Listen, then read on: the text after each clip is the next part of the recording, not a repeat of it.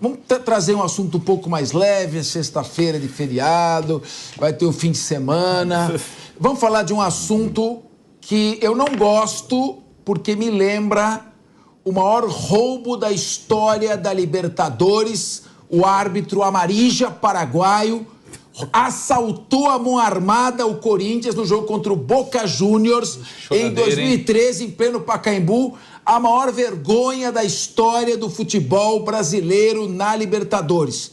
Mas, em que pese isso me lembre, eu também lembro que o Corinthians foi o único campeão invicto da Libertadores. Então, o estádio do Maracanã recebe neste sábado a grande final da Copa Libertadores da América, entre Fluminense e Boca Juniors. E as ruas e praias da linda capital do estado do Rio de Janeiro viraram palco de um verdadeiro clima de guerra. Puxa vida, pensei que ia falar de futebol. De um verdadeiro clima de guerra, com brigas, pancadaria e selvageria entre torcedores dos times brasileiro e argentino. A Polícia Militar Carioca, triste, hein? Quando poderíamos estar falando desse grande evento. Vou relatar o que está acontecendo. Eu me lembro que em dezembro de 1976, 76, a torcida do Corinthians invadiu o Rio de Janeiro, não teve briga. Em 76, tomou metade do Maracanã e eliminou o Fluminense na semifinal daquele campeonato brasileiro.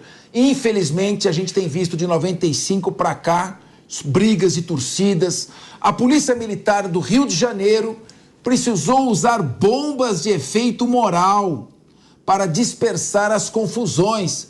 E além, é claro, de ter obtido, junto ao Ministério Público e à vara criminal, a prisão de alguns torcedores. Outros deles, inclusive, presos em flagrante. Não é possível num jogo de futebol acontecer isso.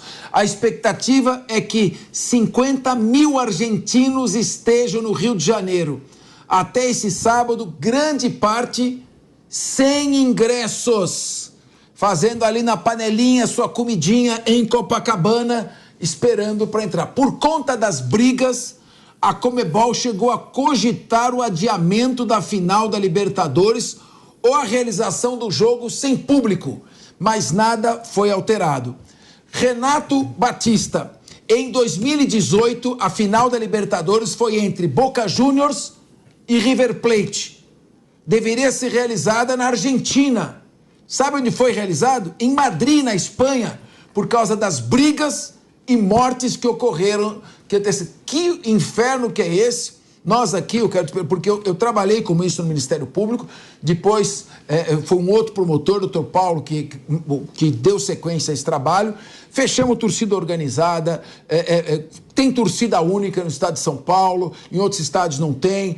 A polícia está sempre investigando, depois as torcidas tiveram que retornar, porque estavam virando células pequenas que atuavam sem nenhum tipo de controle e identificação. A Polícia Militar pediu ao Ministério Público que as torcidas organizadas voltassem agora cadastradas, senão não tinham voltado. Mas que coisa! E no Rio de Janeiro, essa briga, fala um pouco pra gente, que coisa triste que é isso. Imagine um pai, uma mãe que vai um filho num jogo e volta morto por causa de futebol. Capês, olha, o mundo ideal seria onde as torcidas pudessem ir ao estádio, as duas juntas, sem nenhum tipo de briga, mas, infelizmente, e grande parte das torcidas organizadas foram tomadas, né, por muitas pessoas que são criminosas. Isso é uma tristeza. Eu adoro futebol, gosto de ir no estádio.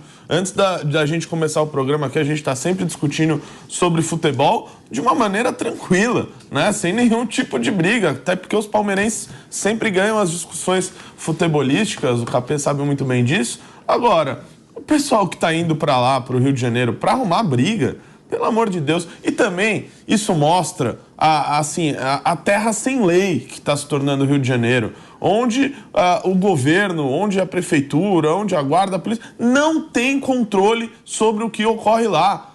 Não tem controle sobre o que ocorre lá, isso sem ter nenhuma final de Libertadores. Imagina ter no final de Libertadores com mais de 50, 100 mil argentinos chegando lá, muitos deles mal intencionados para arrumar briga. Pelo amor de Deus. Ricardo Rose, vou fazer a pergunta a você, Ricardo. Quando a nossa competentíssima produtora Mel colocou esse assunto, eu estranhei.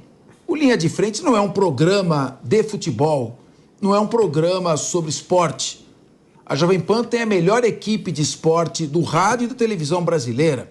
Eu, nos anos 70, eu ficava colado no radinho, ouvindo a Jovem Pan o tempo todo, aquela música gostosa, é gol, que felicidade. Então, falei, mas o que deu na Mel para colocar esse assunto? Logo veio a explicação. Que coisa triste, quantas pessoas já morreram. Você vê a guerra ocorrendo entre palestinos e israelenses por uma questão fundamentalista, religiosa, disputa de espaço, sobrevivência, terra, colocar a sua casa. Agora aqui, o gente vem torcer para um time de futebol e o outro também. Brigam, às vezes se matam. Quer dizer, embora os índices de violência tenham despencado, se eu mostrar para você como era no início dos anos 90, você sabe, é uma coisa chocante. Morreram 22 torcedores em 2 anos, dentro de estádio. A situação melhorou. Mas é uma coisa, parece que não tem solução. É muito triste, Capês, realmente ver um esporte tão bonito como o futebol, a paixão nacional aqui no Brasil, também uma paixão na Argentina, tratando especificamente da torcida do Boca e da torcida do Fluminense no Rio de Janeiro, ver torcedores com sensibilidade, que vieram para o Rio de Janeiro para assistir uma belíssima final, que é o que a gente espera no espetáculo de futebol, se digladiando sem o mínimo de cidadania. Mas eu queria aqui inverter um pouco essa lógica aqui do Linha de Frente, porque você foi um pouco humilde aqui quando você falou na sua atuação lá atrás, porque você foi promotor extremamente importante no embate com torcidas organizadas, tentando trazer paz para os estádios de futebol. Então eu queria, ao invés só de dar o meu ponto de vista triste, eu que sou torcedor do Santos e estou aqui rezando para o Peixe não cair de jeito nenhum, se Deus quiser não vai cair para a segunda divisão, porque nunca caímos, perguntar para você, que teve uma atuação extremamente importante enquanto promotor de justiça, tem solução isso? Porque isso não é uma coisa só do Rio de Janeiro, não é uma coisa de São Paulo, como nós já tivemos no passado, não é uma coisa só da Argentina, a gente viu brigas de torcida também na Europa. Como você, que teve uma atuação ali próxima, dentro da coisa, pode trazer para a gente a solução a isso?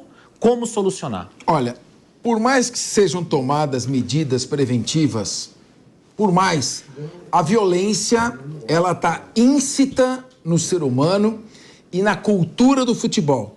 Isso existia muito na cultura do futebol da Inglaterra, os hooligans.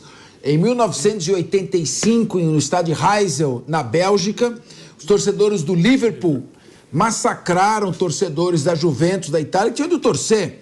E os do Liverpool foram armados com canos.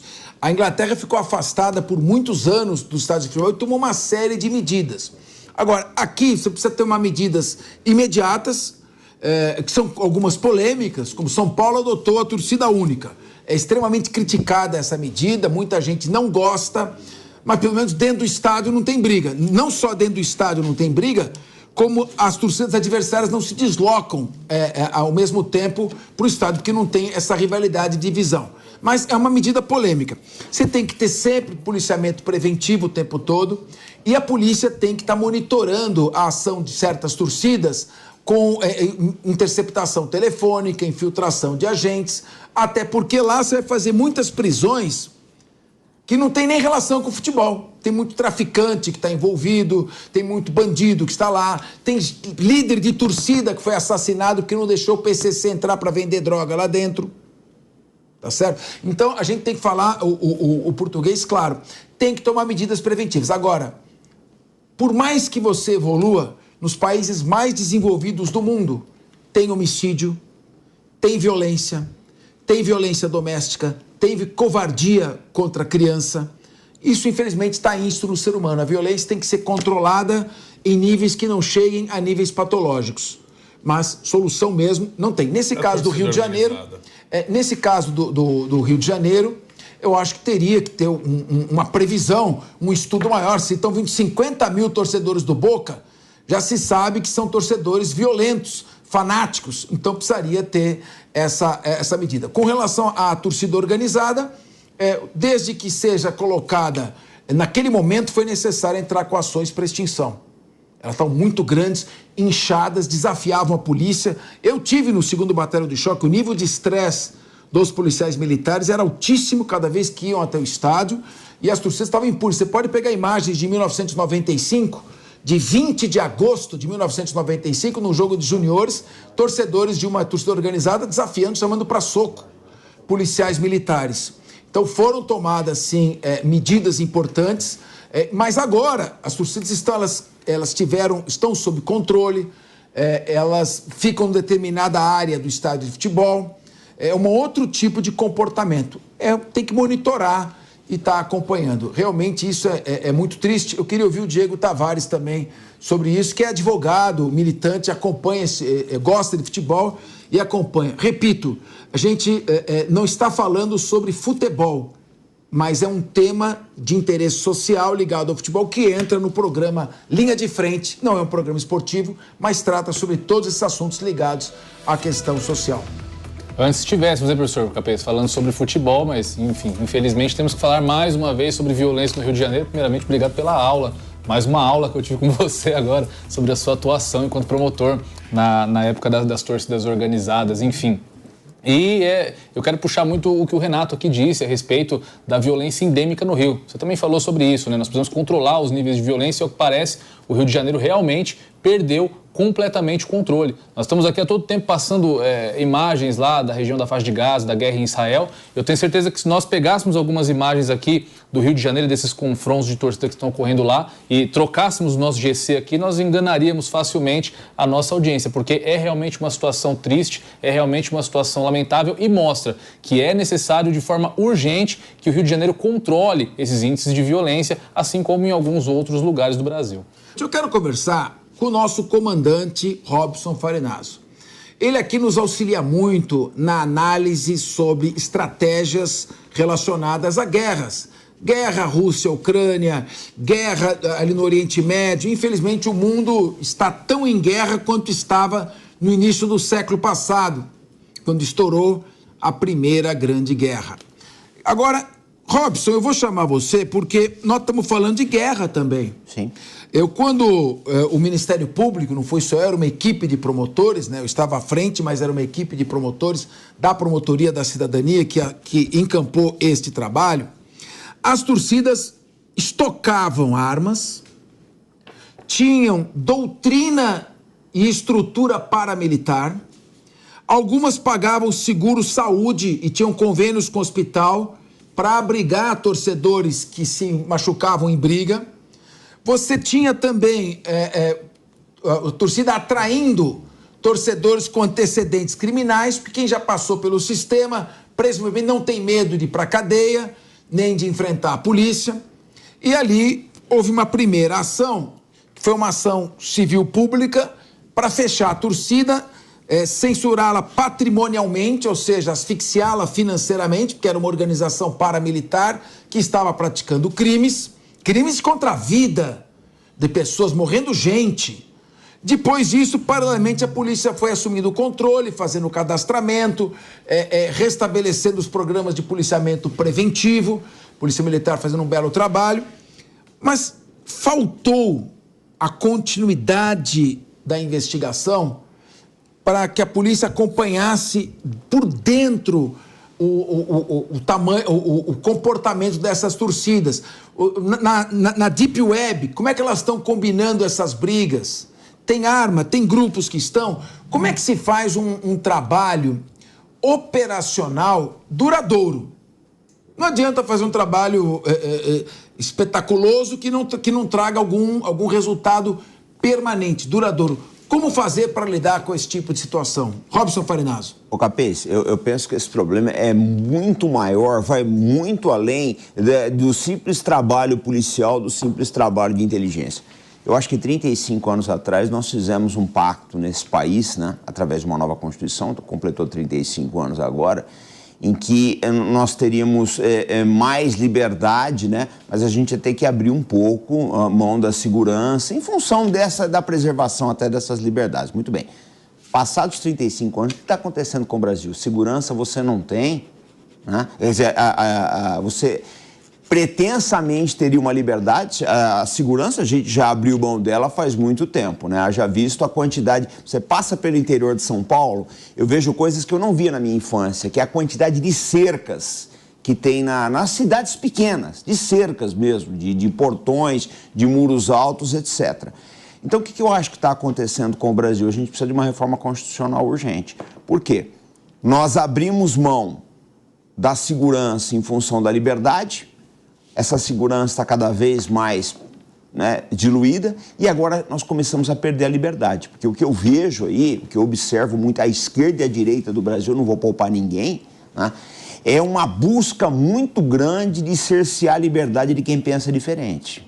Eu vejo algumas atitudes aí que vão completamente na direção de calar quem pensa de forma diferente. Então, eu acho que a gente precisa, na verdade, de uma reforma constitucional, porque a gente não vai conseguir coibir esses problemas da segurança em função de uma coisa muito simples. É muito simples, a impunidade. O grande problema da falta de segurança é a impunidade, é um fato. Não existe nada que faça uma coação para que esses problemas de segurança se diminuam. Você pode fazer o melhor trabalho de inteligência e de policiamento do mundo, mas se lá na ponta, né, esse trabalho redundar na impunidade, é enxugar gelo. Essa é a visão que eu tenho. A gente precisa de uma reforma constitucional. Renato Batista, a minha esposa é promotora da área da infância e juventude e, infelizmente, vez por outra, aparecem esses casos de jovens que entram nas escolas e praticam chacina. Na internet, esses jovens são idolatrados na Deep Web. Não é que eles são, e isso estimula. A internet, nós estamos já encerrando praticamente o nosso programa, queria 30 segundos, você e 30 segundos o Ricardo Rosso. A internet, quando usada para o mal, é um instrumento perigosíssimo? Sem dúvida, Capês. Inclusive, já tem hoje diversos tipos de alertas para não divulgar esse tipo de ataque de crianças, de jovens, porque muito do que eles querem é exposição, então não é isso que a gente pode dar para eles, porque isso acaba fomentando com que mais façam esses ataques. E só para concluir sobre as torcidas organizadas, eu vi postagens do presidente da La 12, que é uma torcida organizada do Boca Juniors, outro de outra torcida do Fluminense, praticamente incitando briga. Essas pessoas agem como se fossem criminosos, líderes de organizações criminosas, de facções. A polícia tem que dar cadeia nesses vagabundos. Ricardo Rosso, Capês, um minuto para você. A internet, quando usada para o mal, é uma ferramenta terrível, mas quando usada para o bem, é uma ferramenta que pode ajudar muito a nossa sociedade. E assim como fora, no mundo offline, aqui na vida real, a gente tem que ter cuidado com como a gente se porta, tem regras, na internet também é necessário que a gente tenha lá uma inteligência analisando o que está acontecendo no submundo da internet. Perfeito. Diego Tavares, eu vou te dar 30 segundos para você arrematar esse assunto aqui, que infelizmente penaliza famílias e vítimas. 30 segundos, então, eu deixo a solução. Policiais armados dentro das escolas, para que as crianças tenham no policial a sua referência e não mais no traficante, e para que, caso um homem mau com uma arma entre para fazer maldades numa escola, um homem bom armado possa dar a justa resposta, que é mandar esse criminoso para o lugar onde ele merece, que é o caixão, e 7 palmos abaixo da terra.